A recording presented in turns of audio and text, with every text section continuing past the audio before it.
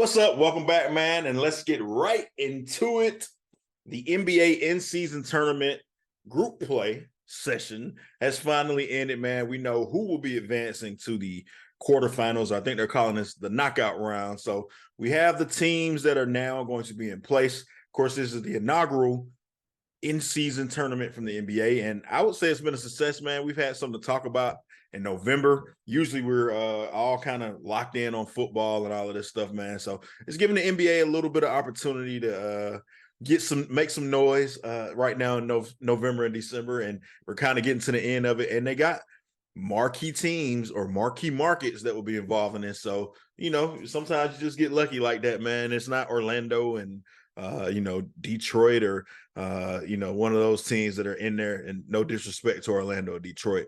But like I said, the larger markets are actually involved in this. So in the Eastern Conference, the four teams that advance are the Milwaukee Bucks, who are the number 1 seed, the Pacers, who end up being the number 2 seed, Boston Celtics win Group C, they're the number 3 seed, and the Knicks advance as the wild card team out of the Eastern Conference. And in the Western Conference, you get the Lakers, who are the 1 seed, the Kings, Sacramento Kings, are your 2 seed, the Pelicans end up being your 3 seed, and the Phoenix Suns are the wild card team out in the West. So we'll have a couple of matchups on December 4th and 5th of the next week, Sunday and Monday of next week.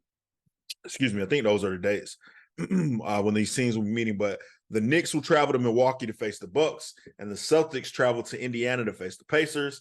And of course, the Lakers will host the Suns, and the Pelicans will travel to Sacramento to take on the Kings as well. So some good matchups, man, some good teams, some star power. You get the New York market, you get Jalen Brunson and Julius Randle and all those guys. The Knicks, a market that I'm sure the league really wanted to have involved in this in New York. You get Giannis and Dame in Milwaukee, 2 superstar players and one of the title contenders that will be playing in this, as well as the Boston Celtics with all of their new look guys and their star power and great league history as well. And then you get a young, up-and-coming, upstart team with a young superstar who's coming into his own, and Tyrese Halliburton and the Indiana Pacers, the number 1 team in scoring in the NBA, man. So some excitement there, some star power, some big markets, all of the things that you're looking for there, man. Title contenders for the actual championship are all involved in this. And then if you go to the Western Conference, you get LeBron, of course, and AD, the glamour franchise, and the Lakers, who will be involved, as well as the Suns, who have all the star power in the world as well. Of course, Bradley Beal has been out most of the season, and KD, I think, is out right now. But Devin Booker, another superstar player as well, who has done a lot, a team that's a title contender in there. You get a young upstart team as well, and the Kings, who have one of the most fun environments in the NBA. They've always had that, even dating back to the Arco Arena days with Bibby and Jason Williams and Chris Webber and that squad. So you get that reiteration of this thing. And the Pelicans with Brandon Ingram and Zion Williamson and all the youth and excitement that they have, a team that they kind of want to tip their toe in and saying, hey, they got a lot of young stars that could be something, but they just have been inconsistent. So they get to be on a national scene a little bit more now, since they've kind of pulled back from putting Zion on national TV as much due to the injuries early on in his career. So I think all in all, this is a good mixture of a group of teams, man. And who could win this thing, man? It's a knockout round now, so we get these games, and after these games are settled, we go to Vegas for the semifinals. So the 4 teams that will advance out of this next knockout round all will travel to Vegas. I think it's December 7th and 8th, and they'll play the semifinal games there and then the final game as well. Should be a lot of fun, man. Should be a lot of fun. I'm looking forward to it.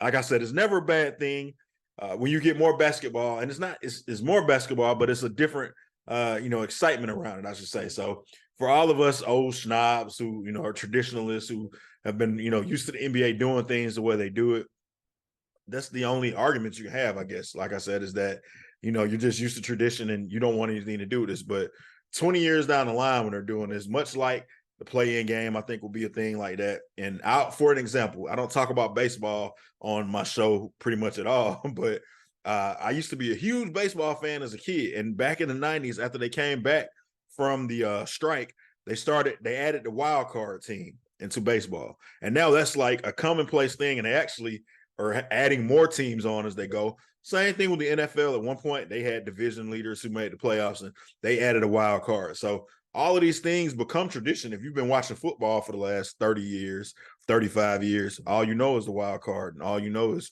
the way it's set up now. And they've actually added an additional team as well, an additional game in the season. So these teams and these markets, these corporations are smart.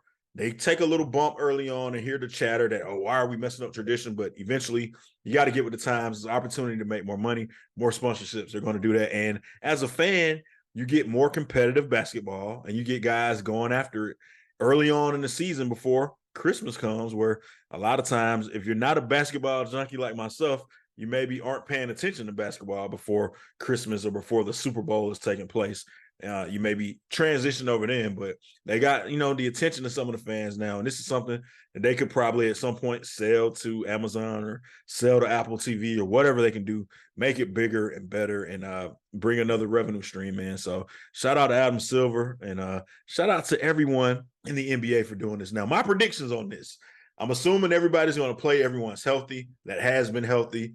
As far as moving on from these knockout rounds, I think we're going to see the Bucks and Celtics, who are the two best teams in the Eastern Conference. No disrespect to Orlando. I know Orlando has the second best record right now. They're the 2 seed, but the two teams that we kind of feel like will be there at the end of the year are in this mix playing for this in-season tournament. And then I think the teams that you'll probably see out west are the Lakers. The Lakers are beating the Suns twice already this year, so it'll be interesting to see if they are able to pull that off again. They're coming off the worst loss in LeBron's career. He had a 44-point loss, I think it was, the other day to the 76ers. So we'll see if they can bounce back. Will AD be a little bit more consistent? They're missing Cam Reddish, missing some perimeter defensive players. So they're going to have their work cut out for them. Devin Booker's been playing great. I'm not sure if KD will be back for this game or not. But if he is, that causes even more of a problem for the Lakers. But the Lakers have home court advantage. So we'll see what happens. I'll predict that the Lakers will win that game. And then Kings versus Pelicans should be exciting, man. You don't really get a chance to see both of these teams a lot unless you're a league pass person. The Kings, we got the chance to see them in the playoffs last year. The game they won to clinch last night was a 1-point comfort behind victory over the Warriors, and that's becoming one of the better matchups. I won't call it a rivalry yet since they've only had one playoff series, but the Kings are one of those teams that they're exciting. De'Aaron Fox is a star in this league. He's the clutch player of the year last year and, very good basketball player. So I think the Kings versus Pelicans will be an interesting matchup. I'm going to take the Kings to win that game, actually. So I got the Bucks and Celtics over in the Eastern Conference going to Vegas and advancing. And I have the Kings and Lakers advancing. And then from there, I'll make a prediction now, but I have the opportunity to change this if things change. But the inaugural in-season tournament championship, I will say, will be the Lakers and the Celtics, the two most winningest franchises in NBA history, will kick this thing off as well, man, and start this new era of NBA. We get Lakers, Celtics in Vegas. That'll be pretty good, man. I think that may be where we're heading. I don't know that we'll see Lakers, Celtics in the finals like I was kind of hoping for this year because, I'm a Lakers fan, but it's looking a little rough right now, man. LeBron being your best player at 39 and having to carry this team still is a bit of an issue, but if they can catch lightning in the bottle these next couple games and, win this tournament and go against the Celtics, that'll be fun, man. That'll be a fun thing to look at. So you guys comment below. Tell me what you think so far about this in-season tournament. Have you been able to keep up? These games that went on that we just saw that closed out the group play were interesting. We were getting kind of updates about what needed to happen, the point differential, who needs to win by this many points, vice versa, who needs to win this game. If this team wins, they got to win by 50 or they got to win by so. Just made things interesting, man. I think as we get it more into it, we'll start to understand it a little bit more, and we'll, we're getting our beaks wet right now, as they say. So I enjoy it, but you guys tell me what you think. Who are your rooting interests? Is your team in this? Did they get knocked out? If, like I said, if you think, what do you think about my prediction that it'll be Lakers Celtics, or who will win these next 4 games coming up? Comment below. Tell me what you think. As always, make sure you like this video, share it with a friend, and turn on your notifications, man. And subscribe to the channel, man. We're giving you great content every single day.